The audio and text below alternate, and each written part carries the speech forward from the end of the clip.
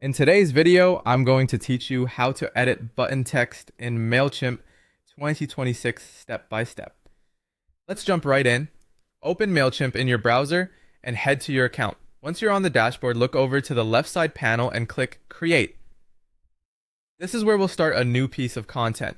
On the creation screen, choose Design Email under the regular email option.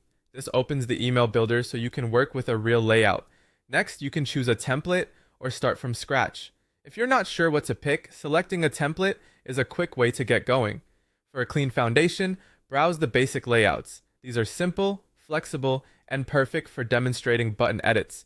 When you find a layout you like, click Apply and Mailchimp will load it into the editor. Inside the editor, look for the panel that controls appearance and click Styles. Styles let you define how elements look across your email. From there, choose Button. This section centralizes the settings that affect your buttons, including typography, colors, and the text itself.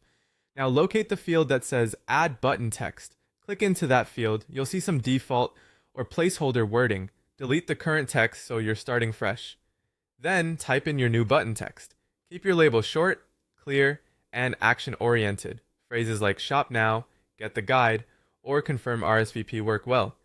Aim for 2 to 4 words, lead with a verb, and match your brand's tone. As you type, watch the live preview to make sure the text fits neatly without wrapping. Shorter text usually performs better on mobile and looks cleaner in most templates. A quick note on consistency. If your brand uses title case or sentence case, apply it here. And while we're focusing on the label, remember that the button's link is what drives clicks. Make sure the link is set correctly in the button's content settings elsewhere in the editor so your new text points people to the right place. When you're happy with the wording, click Save. That applies your updated button text. If your template includes multiple buttons, repeat the same process for each one you want to update so your messaging stays consistent throughout the email. A couple of pro tips before we wrap.